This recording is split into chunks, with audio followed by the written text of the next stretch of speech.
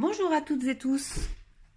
Allez, aujourd'hui nous sommes le jour numéro 9 de confinement et je vais innover en vous proposant une vidéo afin de réaliser donc aujourd'hui un déodorant roll-on. Donc pour réaliser ce déodorant, vous aurez besoin donc de gel d'aloe vera, d'huile végétale, de poudre d'arrowroot. C'est une aide culinaire style maïzena, donc si vous n'avez pas d'arrowroot, utilisez de la maïzena, ça marchera très bien. Également donc des huiles essentielles et des conservateurs et du bicarbonate de soude également. Donc je fais une petite mise en garde déjà concernant l'utilisation des huiles essentielles qui potentiellement peuvent être dangereuses si elles sont mal dosées. Donc je vous inviterai, si vous faites cette recette, donc à faire un test 24 heures avant utilisation dans le pli du coude pour vérifier que vous ne faites pas de réaction au déo. Donc on va commencer cette recette en pesant 15 grammes de gel d'aloe vera. Donc là c'est vraiment pour apporter un côté hydratant et apaisant à notre déo. Donc le gel d'aloe vous le trouvez en magasin bio, pharmacie, parapharmacie.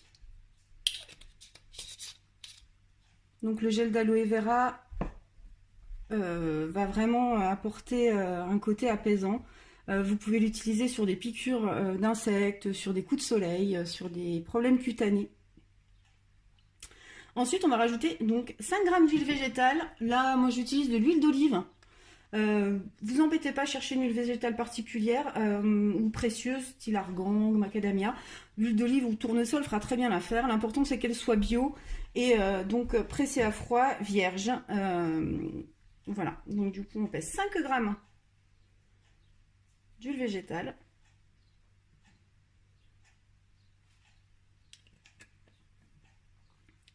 Une fois notre huile végétale pesée, donc on va rajouter 17 g de bicarbonate de soude, donc pour ce côté désodorisant de notre déo. À savoir que vous pouvez par exemple mettre une grosse cuillère à soupe dans le fond de votre poubelle, rajouter votre sac poubelle et vous n'aurez plus d'odeur de poubelle du coup. Donc là c'est vraiment ce côté là qu'on va rechercher. On préférera donc un bicarbonate de qualité alimentaire pour pouvoir également l'utiliser en cosmétique et aussi pouvoir l'ingérer parce qu'on peut tout à fait l'ingérer également. Alors donc 17 g de bicarbonate.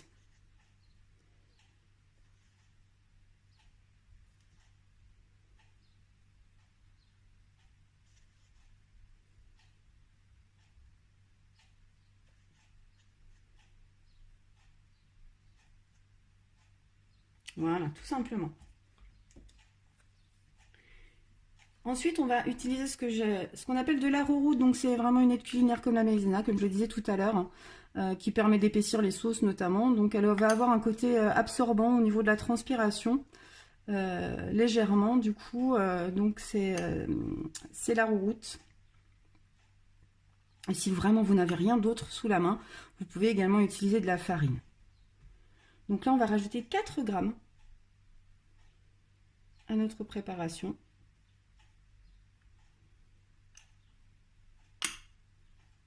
Voilà. Ensuite, on va rajouter donc de l'huile essentielle de palmarosa. Donc celle-ci, on va l'utiliser pour son côté antibactérien. La transpiration donc va créer des bactéries et c'est ça qui crée les odeurs de transpiration. Du coup, en utilisant l'huile essentielle de palmarosa antibactérienne, on va contrecarrer cet effet des bactéries et du coup on ne va plus avoir d'odeur. Donc on va rajouter 8 gouttes cette fois-ci.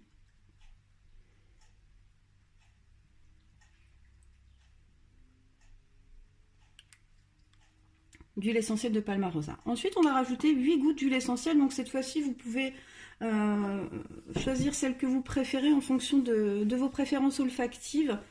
Moi j'aime bien le petit grain bigarade, on pourrait utiliser le citron par exemple. Là je fais un déo pour ma fille, donc je vais utiliser de la lavande car elle apprécie particulièrement la lavande officinale, donc également à raison de 8 gouttes.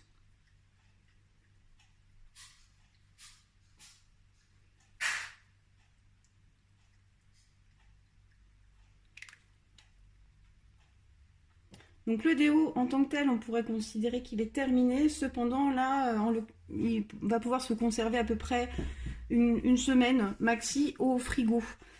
Du coup, on va rajouter ce qu'on appelle des conservateurs. Donc le premier conservateur qu'on va utiliser, c'est la vitamine E. Donc qui est un antioxydant naturel et qui va permettre d'empêcher le rancissement des huiles. Donc là, on a rajouté de l'huile d'olive. Donc dès l'instant où on incorpore une huile végétale dans une préparation, on va rajouter de la vitamine E pour la conserver, à raison cette fois-ci de 2 gouttes de vitamine E.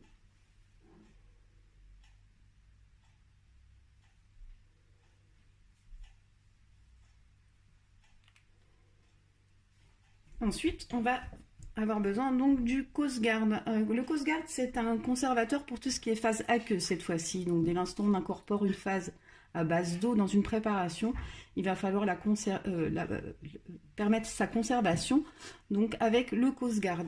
C'est un conservateur qui est d'origine synthétique et qui est cependant vraiment autorisé dans le cahier des charges des cosmétiques bio. C'est un très très bon conservateur. Il en existe d'autres comme l'extrait de pamplemousse par exemple, qui est un peu moins costaud. Donc moi j'utilise le Cosguard parce que c'est vraiment un conservateur qui conserve bien, longtemps et qui est vraiment très très bien accepté par la peau. Donc là on va rajouter 7 gouttes.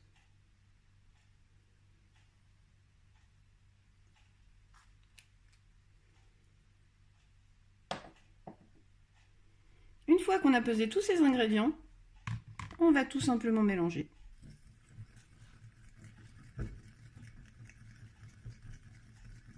Afin de dissoudre le bicarbonate de soude. Une fois que c'est bien mélangé, et ben c'est fini. Donc c'est une recette très rapide à réaliser. Donc là j'utilise un petit entonnoir pour mon flacon, c'est assez pratique. Et donc je verse ma préparation dans mon flacon Roll-On.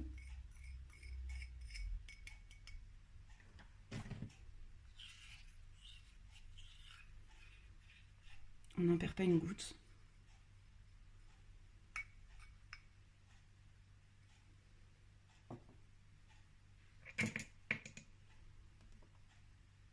Voilà, je clipse ma petite bille par-dessus. Hop, c'est terminé.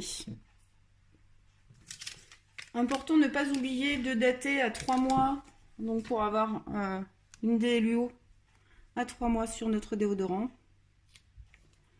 Donc là, j'ai noté le 25 juin 2020 en espérant qu'on ne sera toujours pas confiné.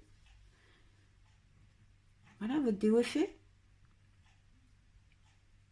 Et bonjour le chat. Allez, à très bientôt.